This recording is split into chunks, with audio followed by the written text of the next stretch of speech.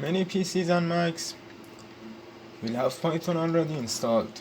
To check if you have Python installed on a Windows PC, search in the start bar for Python to run the following the command line. So I open the command line and write py-version, enter, and I have this version. And if the py is not worked, write python --version.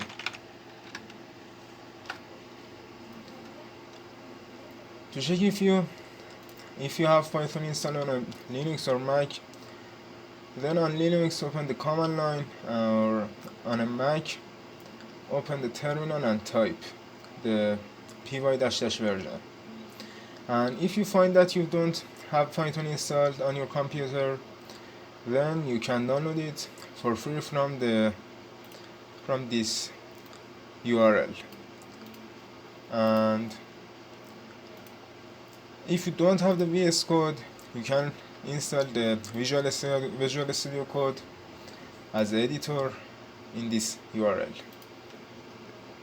So, and you should install the Python extension for Visual Studio Code. This extension, write Python and install this extension. Quick start. Python is an interpreted programming language. This means that as a developer, you write Python files in a text editor and then put those files into the Python interpreter to be executed. So I create a Python file, hello world.py, and write the Python code, print and hello world.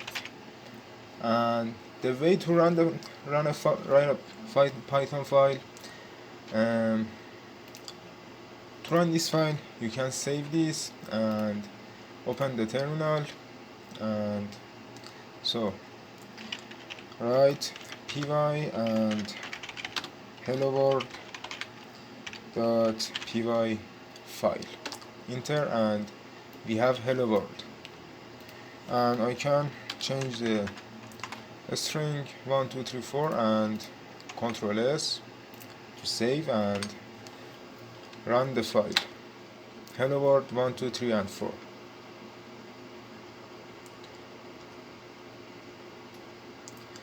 The Python command line. To test a short amount of code in Python, sometimes it's quickest and easiest not to write the code in a file. This is made possible because Python can be run as a command line itself. So you can write py and enter, and we are in the Python command line. And for example, I can write print and, for example, hello, enter, and we have hello.